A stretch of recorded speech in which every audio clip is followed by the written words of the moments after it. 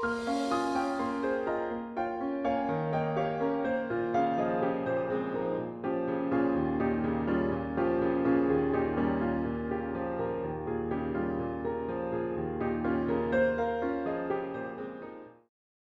to see you again. I'm Aaron Bernstein. In our last video, we became acquainted with seventh chords, and that greatly expanded our harmonic vocabulary. And just like with triads, seventh chords can also be created using figured bass. And we also have a whole system of modern chord symbols for seventh chords, and we're going to learn them all. Just like triads, seventh chords can also be inverted. This means we play leapfrog with the notes and flip them so that different notes end up on the bottom. So remember the difference between bass and root. The root is the note that gives the chord its name. This is a G dominant seventh chord, or simply a G7. It's built on G, so G is the root. But the bass is whatever note happens to be on the bottom, and as we've just seen, that could be any note in this chord. So we're going to look at all the inversions that are possible with a seventh chord, and learn the figured bass for each one. Let's start with this G7 chord in root position. The root is in the bass, and our chord is just a neat stack of thirds. Now the B makes a third above the bass, the D makes a fifth above the bass, and the F gives us a seventh above the bass. So this is the figured bass for a root position seventh chord, 7, 5, 3, telling us all the intervals above the bass. And remember the look of a seventh chord in root position, all thirds nice and neat. Now let's invert this bad boy. We kick the root up an octave. This is a seventh chord in first inversion. Now that G, the root, is no longer in the bass. B is now our bass note, and suddenly our intervals have changed. That D makes a third above the bass, the F makes a fifth above the bass, and the G is a sixth above the bass. So our figured bass for first inversion is 6, 5, 3. And very often we leave off the 3 and simply call first inversion 6, 5, even though it's understood there's still a third. Finally, look at the shape of first inversion.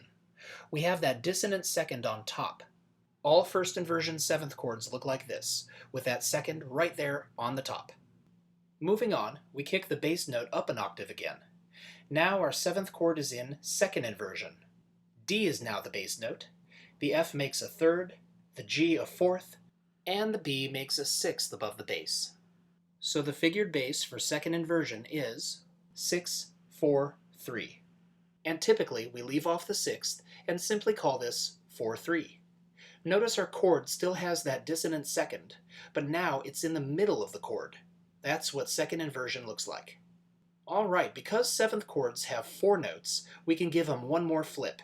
Get that bass note up an octave, and here's third inversion. The bass note is now F, and G makes a second, B makes a fourth, and D makes a sixth above the bass.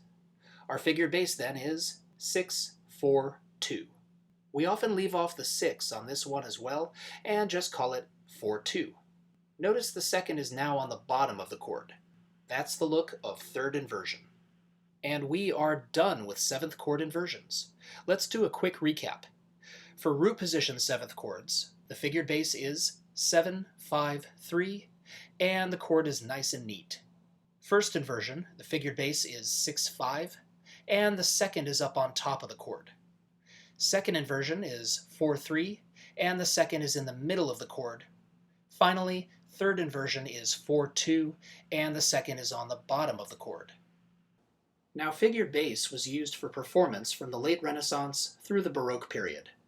Today, however, it shows up mainly in analysis, and for performance we use chord symbols. So let's see all the different seventh chords one by one.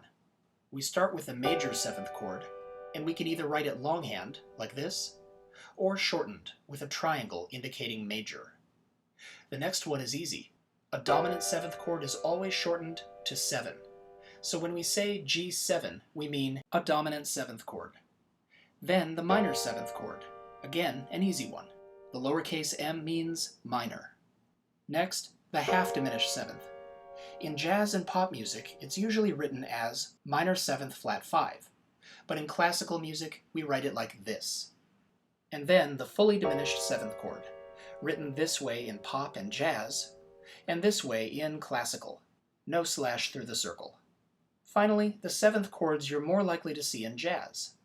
The augmented seventh, written in longhand and in shorthand, with the plus sign meaning augmented.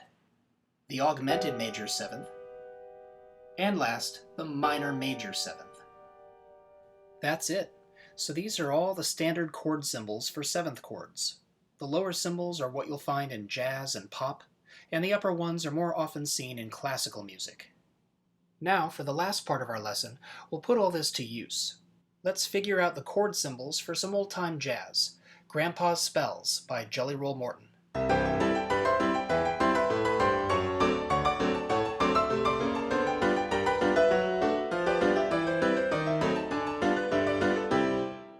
Despite the presence of a lot of non-harmonic tones in the melody, we can still reduce the chords to the following. For the first three, C major, D7 for the next three, two G7s, D major, G7 again, then C major, F sharp diminished, and some final G7s. Now these chords are all on the weak beats, but if we look at the strong beats, we find the bass line. So here's where we discover that not every chord is in root position. Now we take the bass line out and show the simplified harmony.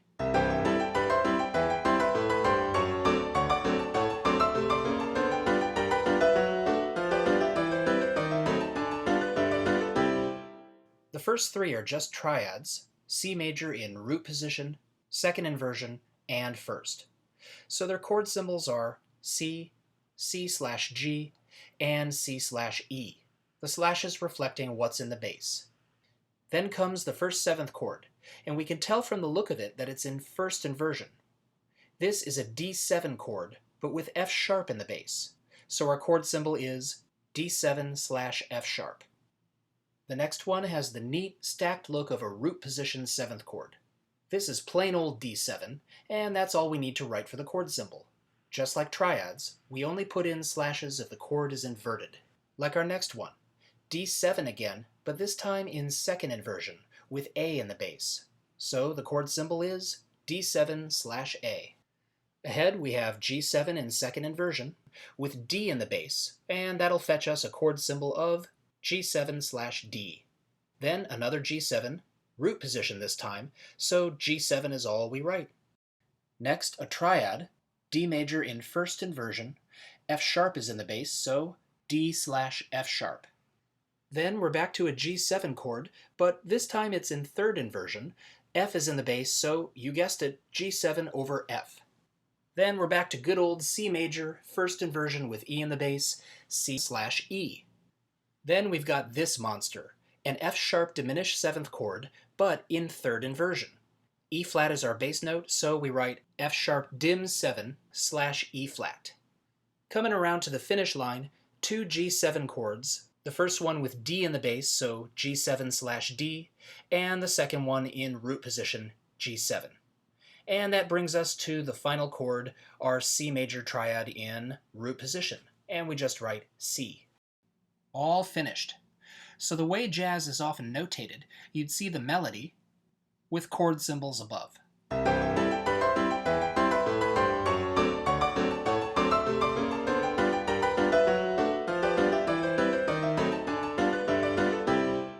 Now, one final thing. If we were to analyze this piece from a more classical standpoint, we could use figured bass. So here are all the seventh chords again. D7 in first inversion, so we'd see 6/5. D7 in root position, and that's 7/5/3. Note the sharp on the 3, telling us the third above the bass, the F, is sharp. Then a D7 in second inversion, so that's 6/4/3. Ordinarily, we'd just write 4/3, but the sixth above the bass, the F again, is sharp. So we leave the 6 in there with a sharp next to it, just for clarity. Next, G7 in second inversion, that's 4/3, and G7 in root position, 7/5/3. Skip ahead to another G7, third inversion this time, so we write 4/2. Then the F sharp diminished seventh chord, also in third inversion, so that's 4/2 again, but this time we have to write a sharp next to the 2 to show that the second above the bass, the F, is sharp. And that brings us to two chords we've already seen, G7 in second inversion, 4-3, and root position, 7-5-3. Remember, figured bass is more for analysis these days, but chord symbols are for performance.